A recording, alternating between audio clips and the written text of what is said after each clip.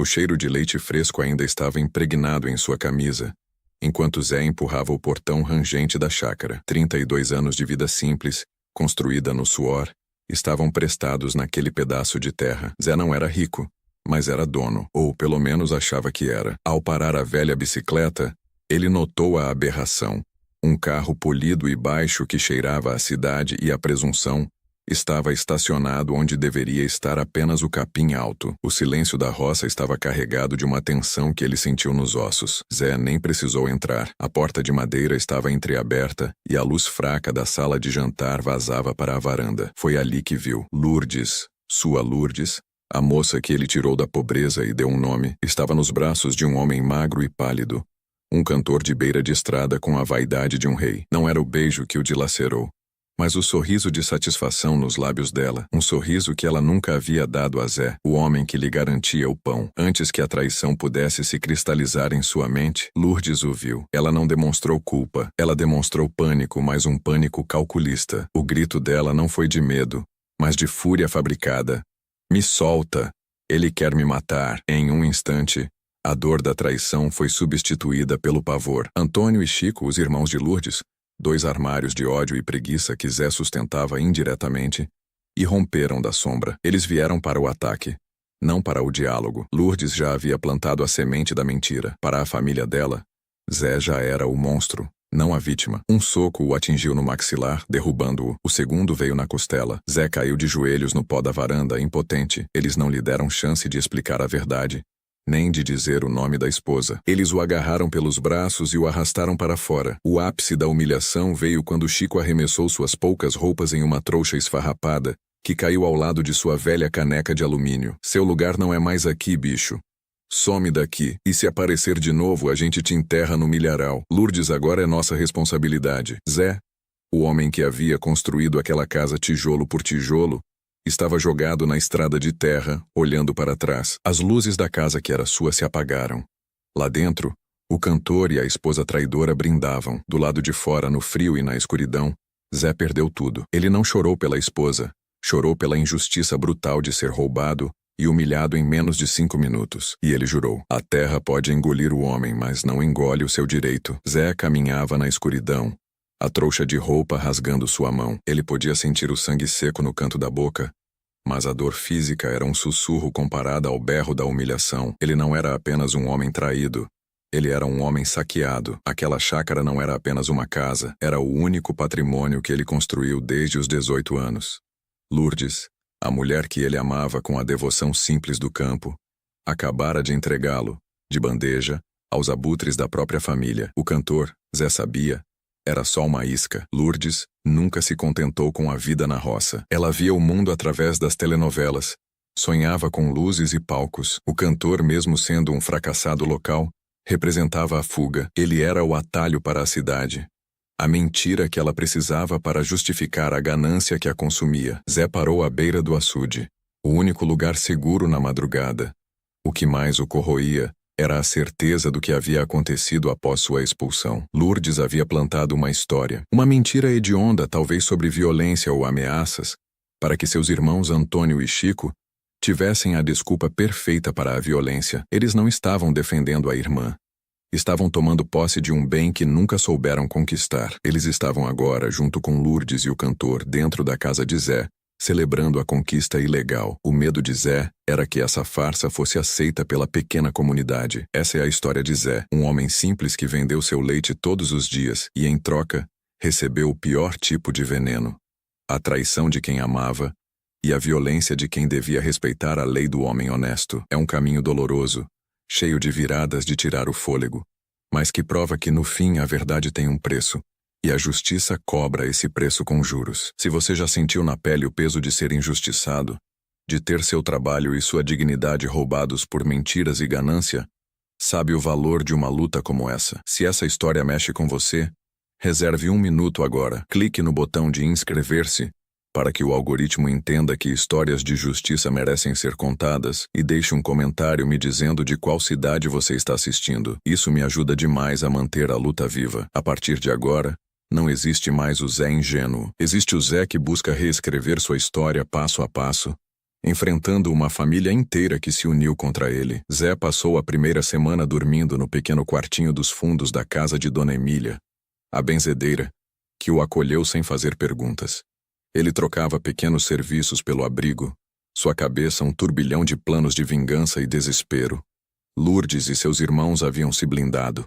O primeiro golpe de Zé foi moral. Ele precisava que a comunidade soubesse a verdade, antes que a versão fabricada de Lourdes se consolidasse. Zé era reservado, mas Lourdes era a moça boazinha, a vítima em potencial. Ele parou de entregar leite. Não podia ir até as fazendas e sítios vizinhos.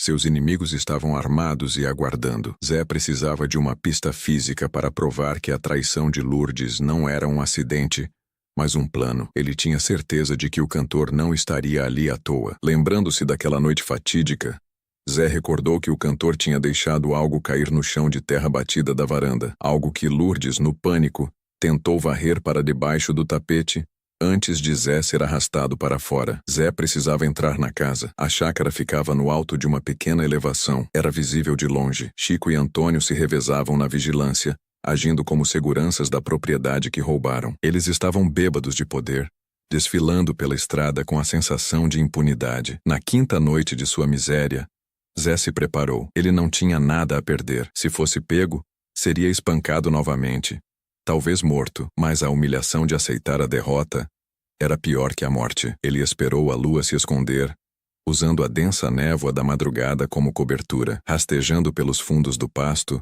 Zé evitou a cerca de arame farpado. A casa estava escura. Os cães, estranhamente, não latiram. Talvez estivessem com medo dos novos donos. Ele chegou à varanda. O cheiro de cerveja barata e desinfetante forte. Lourdes estava tentando limpar as evidências de sua nova vida. Era nauseante. Zé tateou o chão de terra. Seus dedos encontraram o tapete de fibra grosseira que Lourdes tanto prezava. Com o coração batendo na garganta, Zé levantou a ponta do tapete. A terra estava compactada, mas ele sentiu a textura diferente de um objeto pequeno e duro. Não era dinheiro nem joia. Era uma palheta de violão de plástico barato, mas com a inicial R gravada nela e uma pequena pátina dourada. A assinatura do cantor. Zé guardou a palheta como se fosse ouro. Era a prova silenciosa e irrefutável de que ele havia sido traído por Lourdes. Não atacado sem razão. Era o antídoto para a mentira que ela estava espalhando. Ele tinha a pista-chave. Agora, Zé não precisava de advogados. Ele precisava de coragem para usar essa palheta contra os irmãos. Com a palheta escondida na sola do sapato, Zé ganhou um novo propósito. Ele não podia confrontar Lourdes ou os irmãos diretamente.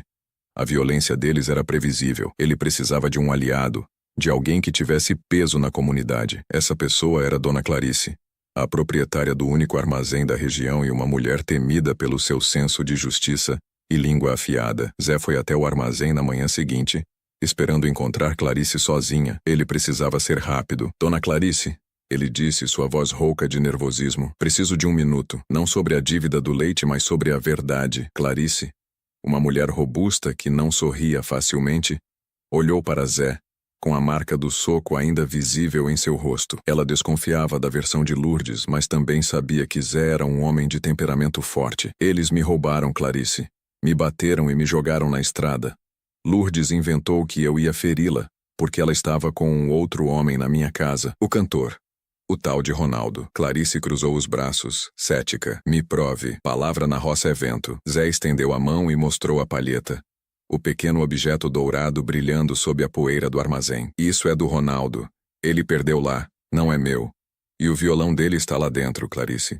Se ela estava sendo ameaçada, o que um cantor fazia na minha sala com a prova do crime debaixo do tapete? O olhar de Clarice mudou. Ela não precisava de detalhes jurídicos, apenas de provas visíveis da hipocrisia. A pista física era poderosa porque revelava a fragilidade da mentira de Lourdes.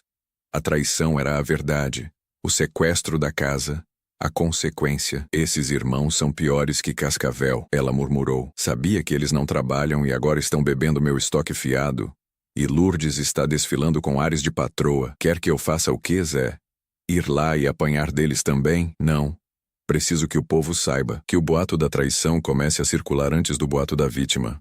Quando eles tentarem me calar, a comunidade vai duvidar deles primeiro. Clarice assentiu devagar. Eu entendi. Você quer virar o baralho? Deixa comigo. Quando o próximo vizinho vier comprar querosene ou farinha, A história vai começar a vazar. Mas vá com calma, Zé. Eles estão com sua terra. E gente com terra roubada nas mãos não tem limite. A partir daquele dia, Zé voltou a ser visto na vila. Não mais como o homem derrotado, mas como o homem injustiçado. O burburinho começou. A verdade, sutilmente plantada por Clarice, começou a corroer a fachada de Lourdes. Ela já não era mais a vítima.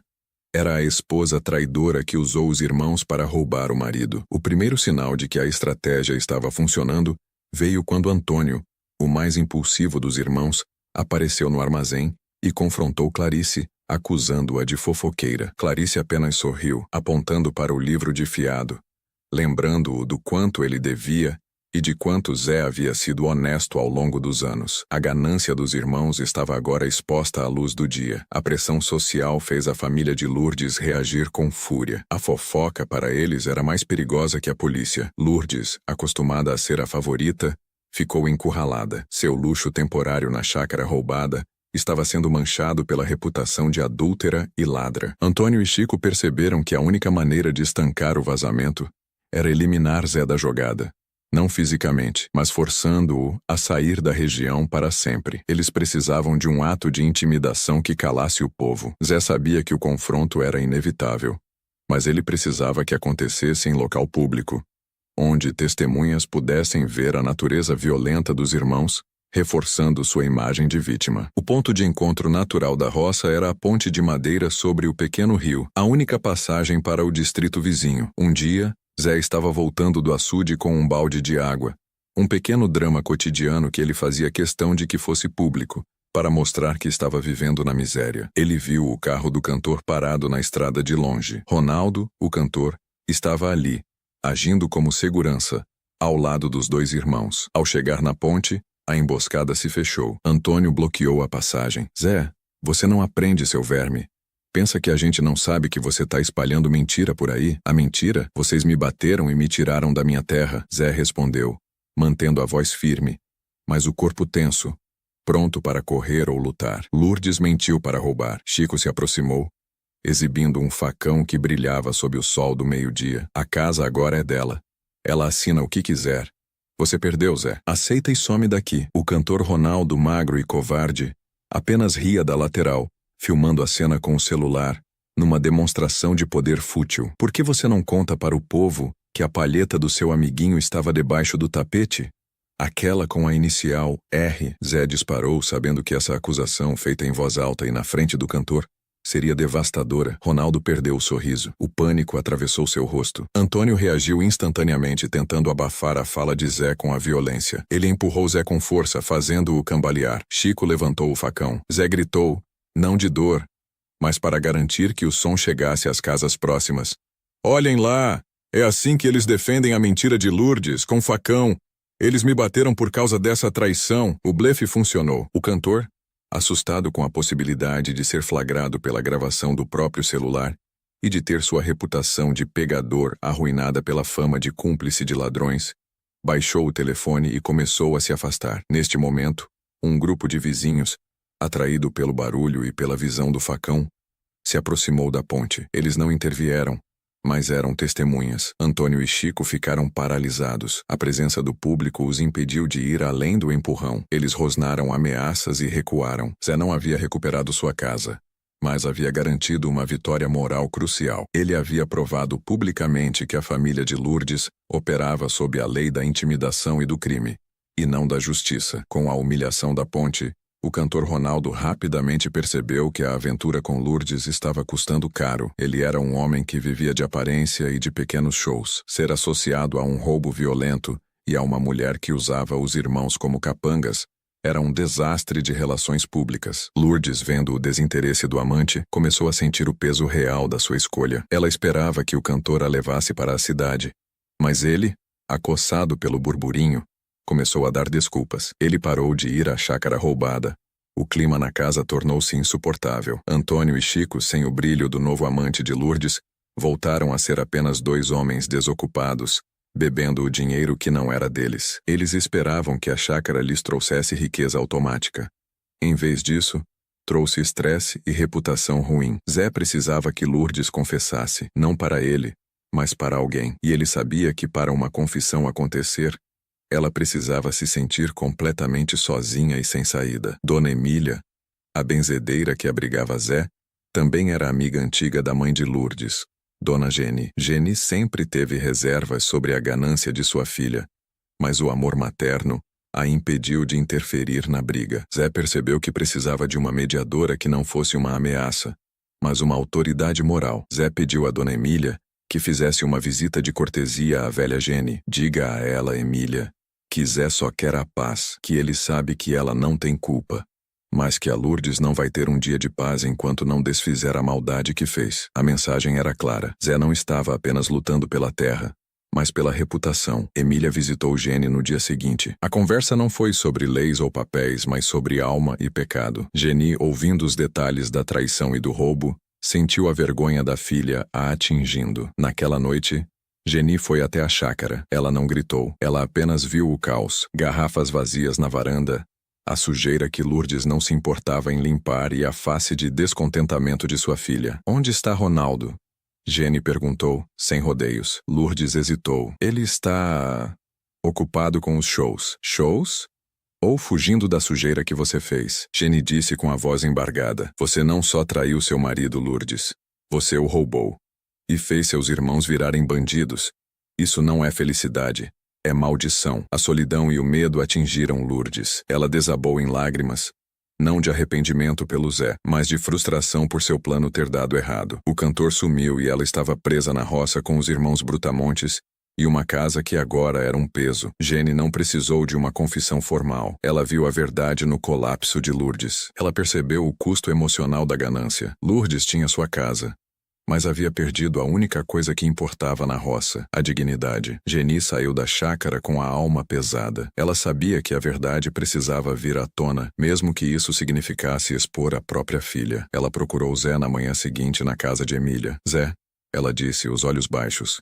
Me perdoa pela minha filha. O que você fará agora? Zé não sorriu. Eu vou voltar para o que é meu, Dona Geni. E preciso que você me ajude a abrir a porta. A aliança de Zé com Geni era a virada que ele precisava. Geni não falaria publicamente da traição, mas ela falaria da posse. Ela usaria sua autoridade de mãe para forçar os filhos, Antônio e Chico, a se afastarem da propriedade. Zé e Geni se encontraram discretamente na beira do rio, longe de olhos curiosos. Lourdes não vai voltar atrás, Geni avisou. Ela tem o orgulho ferido. Ela prefere ver o mundo pegar fogo a admitir que foi ambiciosa e burra. Eu não quero a confissão dela, Geni. Eu quero que seus irmãos saiam. Se a chácara estiver desprotegida, Lourdes não vai conseguir manter a farsa sozinha. Geni respirou fundo. Eu vou falar com eles.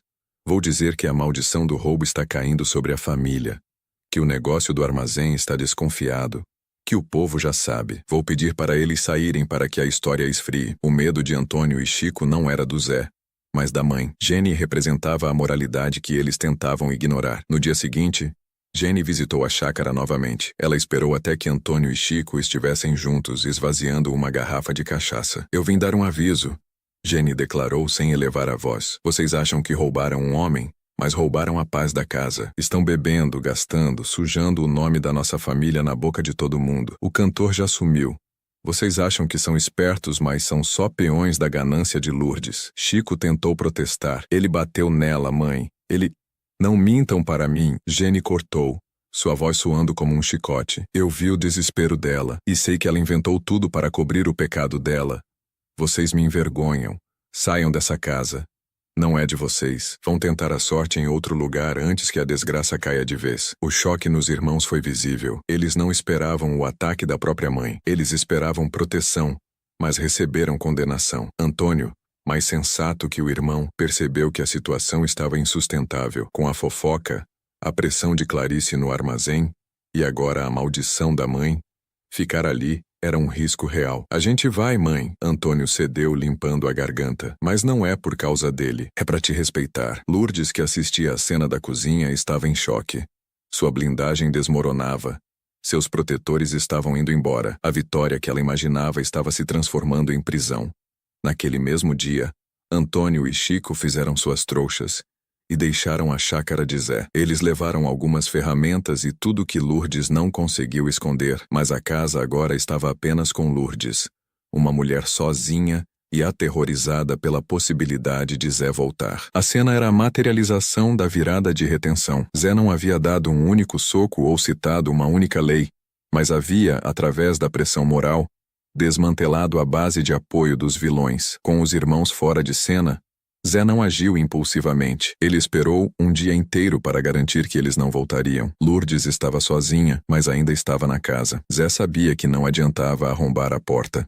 Ele precisava de Lourdes para sair por vontade própria, ou pelo menos, ser forçada pela realidade. Zé foi até a chácara no final da tarde. Ele não foi armado nem acompanhado. Foi apenas ele, o proprietário legítimo, de volta à porta que ele construiu. Ao se aproximar, Zé viu que a casa estava silenciosa, mas a luz da cozinha estava acesa. Ele bateu na porta. Lourdes abriu, o rosto pálido. A maquiagem falhou em esconder as olheiras. Ela não parecia a mulher ambiciosa de semanas atrás. Parecia uma criança pega em flagrante. "O que você quer?" Ela sussurrou, a voz carregada de medo. "Eu quero o que é meu, Lourdes." Zé respondeu sem raiva, apenas com a frieza de um homem exausto. "E quero que você olhe nos meus olhos e me diga que o que você fez foi justo." Lourdes baixou o olhar. "Eu não ia ficar aqui para sempre, Zé. Essa vida é pequena. Você é bom, mas não é o que eu quero. Eu entendo. Você queria o cantor, a vida fácil. Mas por que a mentira? Por que a violência dos seus irmãos? Por que me roubar?" Zé estendeu a mão e jogou a palheta de Ronaldo na soleira da porta. O metal reluziu no chão de cimento. "Você estava tentando varrer isso para debaixo do tapete. Você estava mentindo antes mesmo de eu chegar na porta. Você me roubou com planejamento. Me fez de monstro para que seus irmãos tivessem a desculpa de me espancar e me roubar o único lugar onde eu tinha dignidade." Lourdes se encolheu, sem coragem de pegar a palheta. "Você pode ter roubado a casa", Zé continuou, "mas você perdeu seu nome na comunidade. O cantor te largou. Seus irmãos te largaram. Você agora é a mulher que rouba. Não tem papel que apague essa mancha, Lourdes." A cena era o espelho da vulnerabilidade profunda que Zé precisava para se conectar com a esposa. Lourdes não chorou por Zé, mas pelo fracasso de seu plano e pela realidade da sua solidão. "O que você quer que eu faça?" ela perguntou rendida. "Eu quero que você saia", Zé disse, sem piedade, sem drama. "Pegue o que é seu de verdade e saia. Se você ficar, a comunidade vai te julgar todo dia. Se você sair, você ainda pode tentar construir outra vida. Mas esta aqui, Lourdes, acabou." Ela soube que ele estava certo. A casa, antes um símbolo de sua vitória, havia se tornado uma gaiola de vergonha. Lourdes passou a noite recolhendo seus poucos pertences. Ela não levou nada de valor sentimental, apenas o que era essencial. Ela não esperou o amanhecer. Antes do sol nascer, Lourdes partiu, sozinha, na estrada de terra que Zé havia sido expulso. Ela deixou a palheta para trás. Zé acordou na casa de Emília com a notícia. Lourdes tinha sumido. Ele não sentiu alegria, mas um vazio frio. Ele tinha ganhado a batalha, mas o custo emocional era a destruição de toda a sua vida conjugal e a perda da confiança no próximo. Quando Zé finalmente cruzou o portão da chácara, era dia claro. O cheiro de leite fresco que ele carregava na memória foi substituído pelo cheiro de abandono e poeira. A casa estava vazia, mas não limpa. Era o retrato do caos que a ganância de Lourdes havia deixado. Ele andou pela casa, notando as marcas de sapatos sujos de seus cunhados, a mancha de cerveja na mesa da sala. O quarto que dividia com Lourdes estava frio. Ela havia levado as fotos dela e as poucas joias que ele havia lhe dado. Não havia mais vestígios do casamento. Apenas a casca vazia de um lar roubado. O verdadeiro choque veio na cozinha. Lourdes havia deixado um bilhete, colado na geladeira com um ímã de calendário. Não era um pedido de desculpas, mas uma nota amarga de justificação. "Zé, a casa é sua. Nunca foi minha de verdade. Mas nunca diga que eu não te avisei que eu ia sair. Eu só adiantei o fim. Eu não nasci para o barro.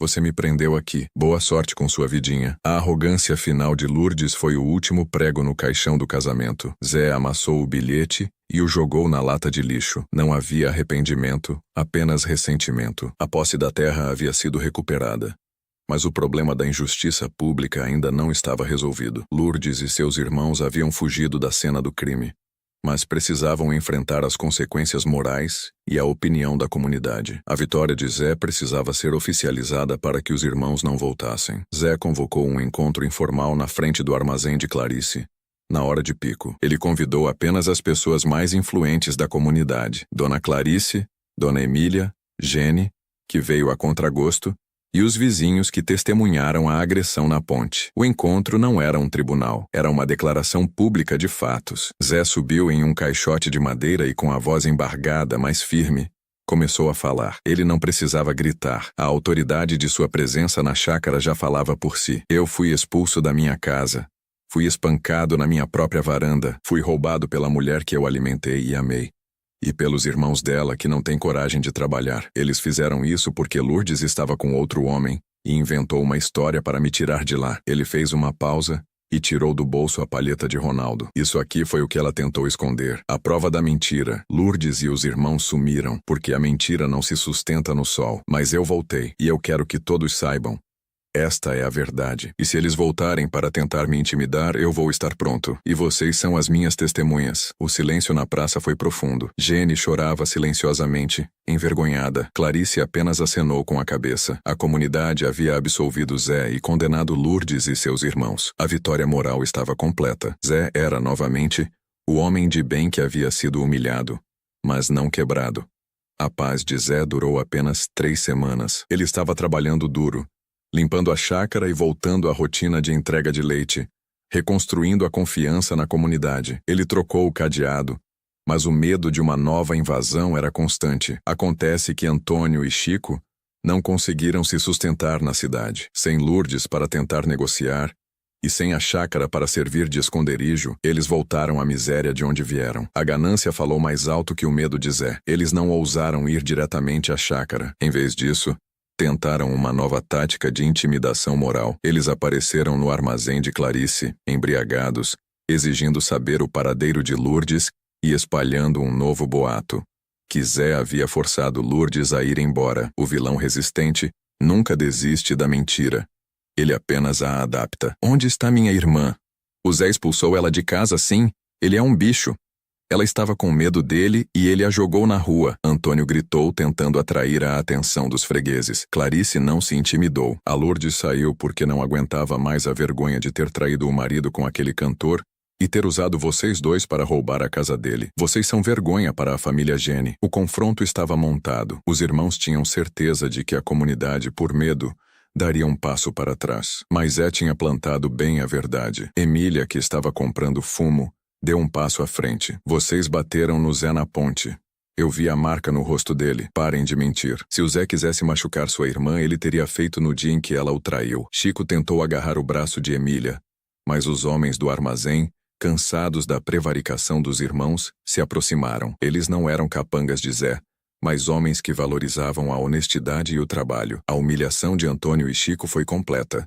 Eles não só foram desmentidos publicamente, mas também enxotados do armazém. O povo os fez sentir a pressão da moral. Contudo, a principal preocupação de Zé era que os irmãos, na raiva da derrota, tentassem o último recurso, a violência extrema ou a destruição da chácara. Eles já haviam perdido a batalha da reputação. Restava-lhes apenas o caos. Zé, aconselhado por Clarice, decidiu que era hora de dar um passo além.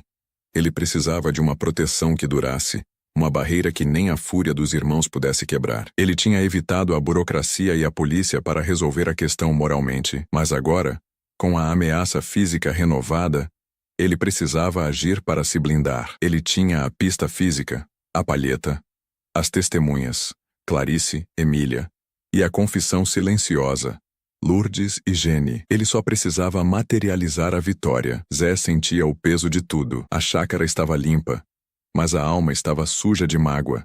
Ele estava de volta, mas estava sozinho. Antes de dar o passo final, Zé procurou Dona Emília. Ela era sua única aliada íntima. A única que viu sua vulnerabilidade. Era o momento da conexão pré-clímax. O momento de desabafo antes da resolução definitiva. Ele a encontrou na varanda, peneirando milho. Zé sentou-se ao lado dela, em silêncio por longos minutos. Eu ganhei, Emília, ele finalmente disse, a voz quase inaudível. A casa é minha. Lourdes se foi. Os irmãos não me olham nos olhos, mas eu sinto que perdi tudo. Emília parou de trabalhar e olhou para Zé com a sabedoria dos seus 70 anos. Você perdeu a ilusão, Zé. Isso não é uma perda. É um livramento. Você amava uma ideia de Lourdes. Não a Lourdes que ela realmente era. Mas e o trabalho? E a vida que eu construí? Eu queria uma família. Você perdeu X, ganhou Y. Você perdeu uma esposa que era uma traidora E os irmãos dela, que eram uns parasitas. Você ganhou a verdade, a sua casa e o respeito do povo. O respeito, Zé, é mais valioso que a cerca de arame farpado.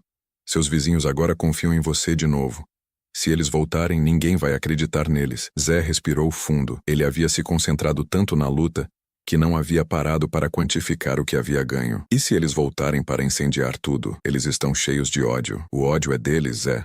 Não seu. Você tem que ir lá e selar essa porta de vez. Não com a força, mas com o que é certo. Zé assentiu. Ele sabia que o passo final não era sobre Lourdes, mas sobre os irmãos. Lourdes já estava resolvida pela sua própria ganância, mas Antônio e Chico eram o perigo constante. Eles tinham que ser formalmente impedidos de pisar na sua terra para que o poder da comunidade se tornasse lei. Zé não queria envolver o aparato oficial de justiça, mas ele precisava de um papel, um registro, algo simples que mostrasse à comunidade que a justiça havia sido feita e que qualquer nova agressão seria um crime claro contra um proprietário reconhecido. Ele pegou sua velha bicicleta e pela primeira vez em semanas saiu da roça, em direção à cidade. Ele não estava indo buscar um advogado para entrar com uma ação complexa, mas para buscar a validação simples de sua posse, algo que garantisse que os irmãos não tivessem mais qualquer desculpa para retornar sob o pretexto de defender a irmã. Ele precisava de um documento que selasse a vitória moral pública com uma prova de fogo. Zé voltou da cidade 2 dias depois. Ele trazia consigo um documento simples, validado por um cartório distante, um reconhecimento da sua posse irrefutável da terra, algo que confirmava que não havia divórcio ou disputa de bens formalizada. A terra era inteiramente sua, comprada antes do casamento. Era uma barreira de papel contra a violência bruta. O ritmo estava acelerado. A ameaça dos irmãos era iminente, e Zé precisava agir rápido. Ele soube que Antônio e Chico estavam no bar do Zeca, na entrada da cidade, bebendo e se lamentando sobre a injustiça do mundo. Zé foi até lá. Ele não os confrontou com raiva, mas com uma calma que desarmava. Eles o viram entrar. O silêncio caiu sobre o bar.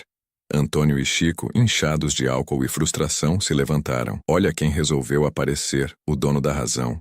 Antônio zombou. Zé caminhou até a mesa deles e pousou o documento sobre a madeira molhada de cerveja. Não era um papel com linguagem complicada.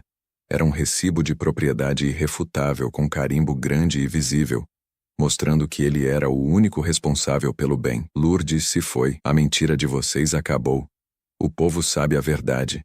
E se vocês voltarem a pisar na minha terra para me roubar ou me ameaçar, não vão mais falar com Zé, o homem da roça. Vão falar com quem garante este documento. Ele apontou para o carimbo. Zé não precisava citar leis. O documento era a materialização de sua vitória, transformando a violência deles de um assunto de família para um assunto de propriedade. Chico, o mais agressivo, tentou pegar o papel, mas Zé o puxou de volta. Não sujem. É a prova de que vocês não têm mais desculpa. Vocês me bateram, roubaram meu tempo, minha paz e minha esposa, mas não roubaram minha terra. Antônio, mais inteligente, leu o rosto de Zé e a reação dos outros bebedores no bar, que observavam a cena em silêncio. Ele percebeu que Zé estava blindado pela comunidade e pelo papel. Qualquer ataque agora seria suicida. E o que a gente tem a ver com isso? A gente só queria ajudar nossa irmã. Antônio tentou pela última vez, usando o velho truque de inversão de culpa. Sua irmã me abandonou, ela não volta mais. E vocês dois, se voltarem, não serão mais apenas enxotados pelo povo. Será diferente. Pensem nisso. Zé se virou e saiu. Ele não esperou a resposta. A virada final estava dada. Ele havia transformado a luta pessoal em uma vitória pública e documentada, garantindo que os vilões tivessem que conviver com sua derrota e sua reputação de covardes e ladrões. Ele voltou para sua chácara e, pela primeira vez desde que foi expulso, sentiu a terra sob seus pés como algo realmente seu, algo que ele havia lutado para manter. O tempo passou na roça. A vida de Zé retornou à normalidade, mas não aquela antiga e ingênua. Zé era um homem mais duro, mais observador, mas fundamentalmente justo. A chácara floresceu novamente sob seus cuidados. Quanto aos vilões, o destino lhes cobrou o preço da ganância, sem a intervenção de Zé. Antônio e Chico tentaram se estabelecer em outra cidade, mas a fama de briguentos e desocupados os seguiu. Geni, a mãe, cortou o contato, envergonhada, e eles foram forçados a viver de bicos e na dependência mútua, uma prisão pior do que qualquer cela. Eles nunca mais ousaram voltar à roça, temendo a recepção fria da comunidade. Eles haviam perdido a única coisa que um homem do campo pode ter: o respeito. Lourdes, A grande arquiteta do plano encontrou o final mais amargo. O cantor, Ronaldo, realmente a abandonou. Ela tentou se virar na cidade, mas sem qualificação e com o orgulho ferido, ela vivia de subempregos. Um dia, Dona Emília recebeu notícias de Jenny. Lourdes havia entrado em contato não para pedir perdão, mas para tentar limpar a imagem com a mãe. Ela admitiu que o plano de roubar Zé tinha sido ideia dela, alimentada pela ilusão de uma vida melhor. Ela lamentou ter perdido o conforto, a segurança e a dignidade que Zé, o homem simples, lhe oferecia. O custo emocional da traição foi o isolamento completo. Zé ouviu a história sem emoção. Ele não queria vingança. Ele queria paz, e ele a tinha. Um ano depois, Zé estava na frente de sua casa, sentado na varanda que havia sido palco de sua humilhação. Ele observava o sol se pôr sobre o milharal. A palheta de Ronaldo, a pista física, que começou sua redenção, estava pendurada em um prego na despensa, como um troféu silencioso do que ele havia superado. Zé havia perdido a esposa e a inocência, mas ganhou a certeza de que a força de um homem está na sua honra e na sua capacidade de lutar pela verdade, mesmo quando tudo parece estar contra ele. A comunidade, Clarice, Emília e até mesmo Jenny haviam se tornado sua nova família, unida pela valorização da justiça. Ele tinha voltado ao trabalho, a única coisa que nunca o traiu. Zé não se tornou rico, mas tinha a riqueza da dignidade. A lição era clara. A ambição pode te levar a lugares perigosos, mas a ganância, combinada com a mentira, sempre cobra um preço insuportável. Zé provou que você pode roubar a casa de um homem, pode roubar sua esposa, mas nunca roubará a verdade de um coração honesto. Ele era o pobre homem da roça que, no final, era mais rico que todos os seus inimigos.